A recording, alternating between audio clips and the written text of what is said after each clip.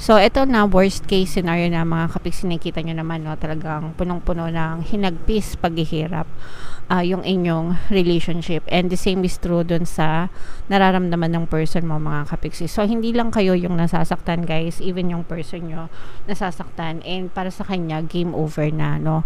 Kaya nga, sabi niya, ito, hindi na natin to maayos, okay? So, kumbaga parang ano na lang, ang resolution na lang para dun sa partner mo is to part ways, no?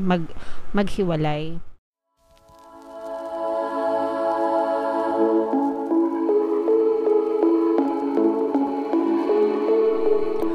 Hello guys, hello Virgo, welcome back to Pinay Pixie Tarot. Ang pamagatang ating episode for tonight is feelings reading. Ito yung ano ang nararamdaman niya sa'yo. So, titingnan natin kung anong nararamdaman sa inyo guys ng inyong current partner o specific person.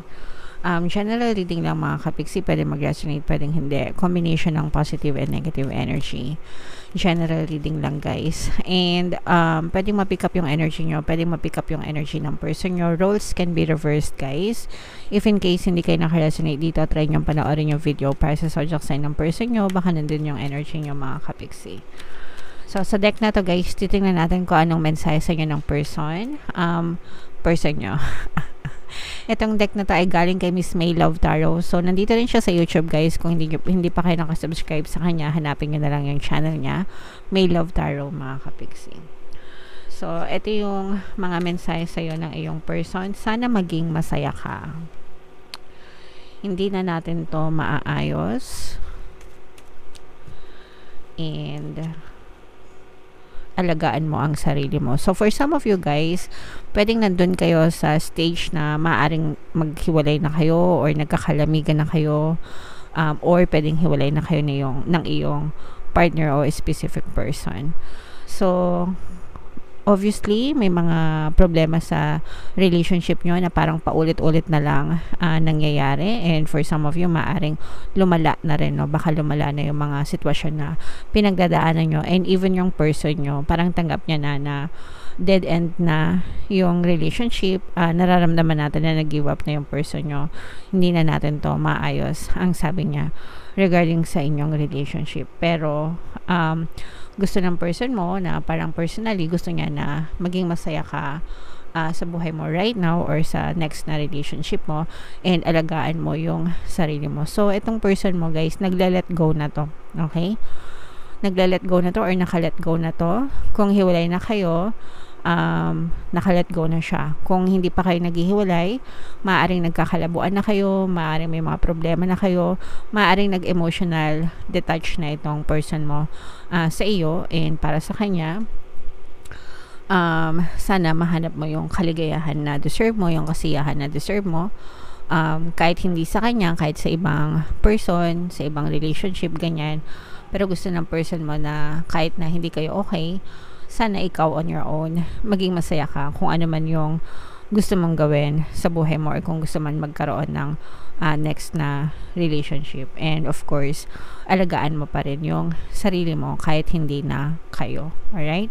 So, yun yung mga nasa isip ng person mo, yun yung mga gusto niyang sabihin na hindi niya masabi, or ayaw niyang sabihin na gusto niyang itago na lang, ganyan. Sometimes may mga ganito na ayaw nilang ipaalam, ayaw nilang sabihin, kinikim-kim lang nila. Okay, okay naman, hindi talaga nila masabi ng harap-harapan. Alright? So, yan yung mga message ng person mo guys. Tingnan natin yung mga emosyon, no, na nakapaloob dito sa relationship na to. Pwedeng nararamdaman mo, pwedeng nararamdaman niya, pwedeng nararamdaman ninyong dalawa.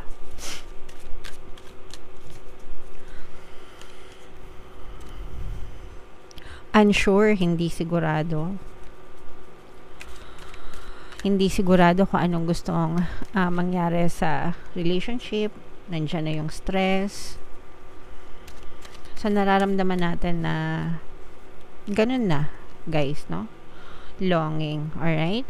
So, pwedeng namimiss nyo na yung person nyo, mga kapiksi, pero hindi na rin kayo sigurado kung gusto nyo pa ba tong person na to, or kung gusto nyo pa bang manatili sa relationship dahil sa mga stress na nararanasan nyo. Parang parehas kayong dalawa. I'm sensing na both of you, pares kayong dalawa na nararamdaman nyo na walang kasiguraduhan. Kasi nga yung iba, eto, yan, dahil yan dito, guys, hindi na natin to maayos. Lalo na kung nag-give up na yung isa sa inyo. Pag nag-give up na kasi yung isa, mahirap na.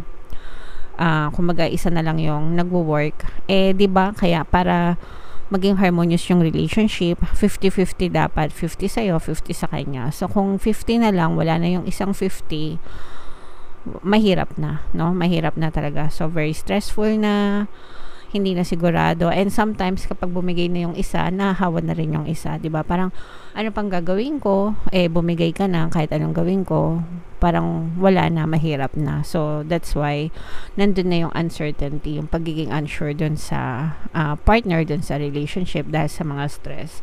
Although for some of you, feeling ko namimiss nyo yung time na okay pa kayo, yung time na mahal nyo pa yung isa't isa, nung time na nagkakaintindihan pa kayo sa relationship, nung time na sweet pa kayo. So, may mga ganon times na namimiss nyo yun. Of course, di ba? Lahat naman tayo. Namimiss natin, especially yung mga times na pinakikilig-kilig pa tayo ng mga jowa natin, di ba? Nililigaw-ligawan pa tayo, di ba? Nakakamiss naman talaga yon, mga kapiksi. Sometimes kasi kapag masyadong matagal na, years na kayo nagsasama, nawawala na, wala nang masyadong kilig, no? Parang sobrang comfortable na. Sometimes parang kaibigan na natin yung ating mga jowa. So, for some of you, parang feeling ko namimiss nyo yung mga matatamis na moments nyo. Especially in your case, kasi talagang nagkaroon na ng emotional detachment. Or baka nga yung iba sa inyo, baka nga hiwalay na talaga kayo nitong person mo, kapiksi. Alright? So, comment down below, guys, if feeling nyo naka-resonate kayo dyan sa mga messages na yan. Dito tayo, guys, tingnan natin yung nararamdaman sa inyo ng inyong partner or specific person. Shuffle ko to, guys. Hanapin ko yung energy ng Virgo at saka yung energy ng feelings. Sabang sinashuffle ko to, panoorin nyo muna tong video natin regarding sa ating paano mag-manifest ng abundance video course. Kapiksi, sawa ka na ba sa mga struggles at hirap sa buhay mo? Masipag ka ba at masikap sa buhay ngunit hindi ka pa rin umaasenso? Ilang beses ka na bang nag-attempt magnegosyo at mag-invest pero palagi ka pa rin nalulugi? Sa pagkakataon na ito ay maaaring may subconscious beliefs ka na nagiging balakid sa iyong pag-unlad at pagyaman. Introducing, paano mag-manifest ng abundance video course. Dito ay matututunan mong ma-overcome ang mga balakid mo para tuluyan ka ng umunlad, umasenso, sumagana, maging matagumpay, successful at maswerte sa iyong kabuhayan, pera, trabaho, negosyo, salapi at kaperahan ng bonggang-bongga. Dali, mag-send na ng email sa pinoypixitaro@gmail.com at simulan na ang iyong pagyaman ngayon. Alright, so gusto mo bang yumaman, kapiksi? Kung gusto mong yumaman, umunlad at umasenso ng bonggang-bongga, mag-avail ka na ng course kasi sobrang ganda talaga niyan, guys. And good news, no, dahil magpapasko na, extend natin yung ating sale, 10% discount, guys. Magbibigay akong 10% discount until November 30. So, mag-avail na kayo, mga kapiksi, habang may sale tayo. Meron din tayo, guys, email coaching, manifest your desires using the law of attraction. If meron kayo mga specific na gusto nyo i-manifest, pwedeng love and relationship, pwedeng money or career, pwede kayong magpabook ng email coaching session with me, guys. Mag-send lang kayo ng email sa pinoypixitaro@gmail.com. So, ito mga kapiksi, no, Capricorn, guys, kayo ay represent ng Queen of Pentacles sa ating spread. Ito yung feelings sa energy, mga kapiksi. Tapos, meron tayong presence ng fire signs dito, Aries, Leo, Sagittarius. For some of you, maaring fire sign yung person mo or maaring meron silang ganyan sa kanilang natal chart, mga kapiksi. Angel number 666, guys. I-check nyo yung ibig sabihin yan. Baka may additional naman sa inyo ang inyong mga anghel gabay. So, ito na worst case scenario na, mga kapiksi. Nakita nyo naman, no, talagang punong-puno ng hinagpis, paghihirap yung inyong relationship. And the same is true dun sa nararamdaman ng person mo, mga kapiksi. So, hindi lang kayo yung nasasaktan, guys. Even yung person nyo nasasaktan. And para sa kanya, game over na, no. Kaya nga, sabi niya, ito, hindi na natin to maayos, okay? So, kumbaga parang ano na lang, ang resolution na lang para dun sa partner mo is to part ways, no? Maghiwalay habang maayos pa. Kumbaga parang I'm sensing na yung iba sa inyo, pag naghiwalay kayo ng person mo, mas magiging maayos kayo. Mas magiging maayos kayo as friends. Wala na yung bickering moments nyo. Yung bickering, yung ibig sabihin yung mga pag-aaway moments nyo, ganyan. Parang mas magiging mapayapa and mas maayos kayo kapag naghiwalay kayo. Tapos para civil na lang sa isa't isa. Okay? Parang mas ganun yung ina-aspire ng person mo, kasi kapag nagpatuloy kayo dun sa relationship nyo, tapos palagi lang kayong nag-aaway, may mga demands ganyan na hindi niya maibigay sa'yo or hindi niya ma-meet, or parehas kayo baka na hindi mo na-meet, hindi kayo nagkakaintindihan, nagka-clash kayo mga kapiksi. Pwedeng magkaiba kayo ng personality, magkaiba kayo ng values, magkaiba kayo ng beliefs, pwedeng magkaiba din kayo ng lahi mga kapiksi, kaya ganun. Pero sobrang incompatible kayo nitong person mo, and kapag naghiwalay kayo, mas magiging peaceful kayong dalawa. Hindi lang ikaw, kundi siya din.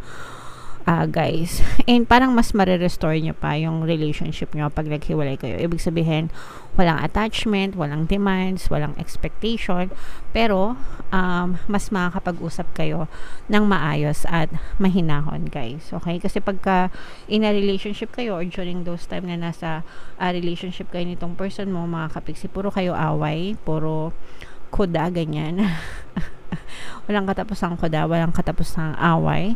Pero paghiwalay na kayo, parang mas mapapanatag na yung loob ng bawat isa. Hindi lang ikaw, kundi pati doon sa person mo. Kasi nga wala na yung attachment, wala na yung obligation doon sa other person. Kaya natatahimik.